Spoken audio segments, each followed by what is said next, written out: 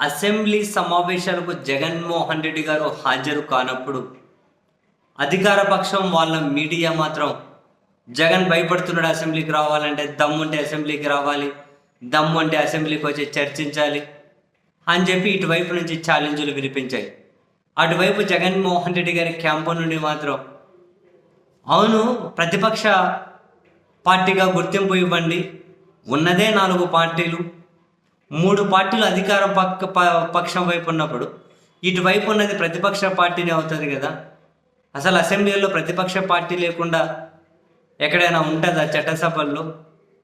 So మరి గుర్తించండి, దానికి ఏమి నిబంధనలు అడ్డు అనేవి లేవు, ఖచ్చితంగా గుర్తించవచ్చు అని చెప్పి వాళ్ళు కొన్ని ఎగ్జాంపుల్స్ చెప్పారు. ప్రతిపక్ష పార్టీగా గుర్తిస్తే, ప్రతిపక్ష నేతగా గుర్తిస్తే సో దట్ హక్కుగా మాకు టైం వస్తుంది, మీరు ఆ టైం ఇవ్వాల్సి ఉంటుంది.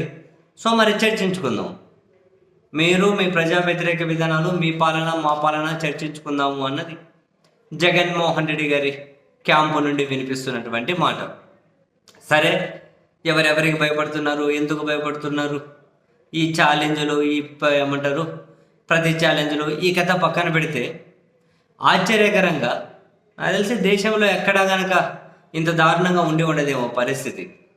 ఆంధ్రప్రదేశ్ అసెంబ్లీకి 4 ఛానల్స్కి అలోనే లేదు. సాక్షి, TV9, NTV, 10TV 4 ఛానల్స్. వాళ్ళు పాసులో అని చెప్పి తిరిగి నా పాసులు లేవు, పాసులు లేకుండా లోపలికి అలో చేసే పరిస్థితి లేదు. 4 ఛానల్స్ని అసెంబ్లీలో కూడా రానికుండా ఎందుకో తెలియలేదు. ఎందుకు అంత భయమా? ఆ ఛానల్స్ వస్తే ఏమవుతాయి, దేన్ని అంత సీక్రెట్లు కవర్ చేస్తారు, దేన్ని వాళ్ళు అంత హైలైట్ చేస్తారు, దేన్ని వాళ్ళు ప్రశ్నిస్తారు? కేవలం ప్రభుత్వానికి బాగా ఊదే ఛానల్సేనా? మరి అసెంబ్లీ అంటే కేవలం ఒక పార్టీలో అధికారం వైపు ఉన్న వాళ్ళ కోసం మాత్రమే అసెంబ్లీ ఉందా? అది చట్టసభ అంటే అందరికీ సంబంధించింది కదా. ప్రతిపక్షాల వైపు నుంచి, విపక్షాల వైపు నుంచి, అన్ని పక్షాల మొత్తం మీద ప్రజల పక్షం కదా. మరి అటువంటి చోటికి మీడియాను ఎందుకు అలో చేయట్లేదు? ఎందుకు మీడియాను రానికుండా చేశారు? దీని వెనక కారణం ఏంటి? మరి అధికార పార్టీ స్పందిస్తుందా?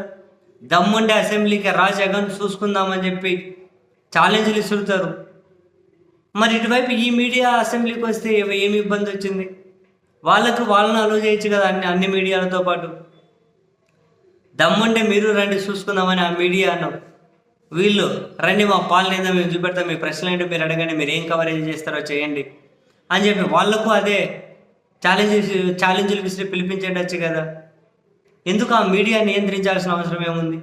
ఆయన అసెంబ్లీలోకి రాకుండా మీడియా నియంత్రించే ఈ అవసరం ఏంటో, దానికి కారణాలు ఏంటో నిజంగా అర్థం కావట్లేదు. పోనీ వాళ్ళకి ఏమైనా నోటీసులు ఇచ్చారా? వాళ్ళు ఏమైనా తప్పు చేశారా? వాళ్ళు ఏమైనా అసెంబ్లీని తప్పుగా చిత్రీకరించారా? చట్టసభ సభ్యుల మీద ఏమైనా కనుక తప్పుగా వార్తలు ప్రసారం చేశారా? ఆ దిశగా మీరు ఏమైనా కనుక వాళ్ళకు నోటీసులు ఇష్యూ చేశారా? ఏ కారణం లేకుండా నోటీసులు ఇష్యూ చేయకుండా మరి ఉన్న ఫలంగా ఛానల్స్ రాకూడదు అని చెప్పి అంటే బహిష్కరించినంత పని చేయాల్సిన అవసరం ఏముందో పాలక పక్షానికి నిజంగా అర్థం కావట్లేదు.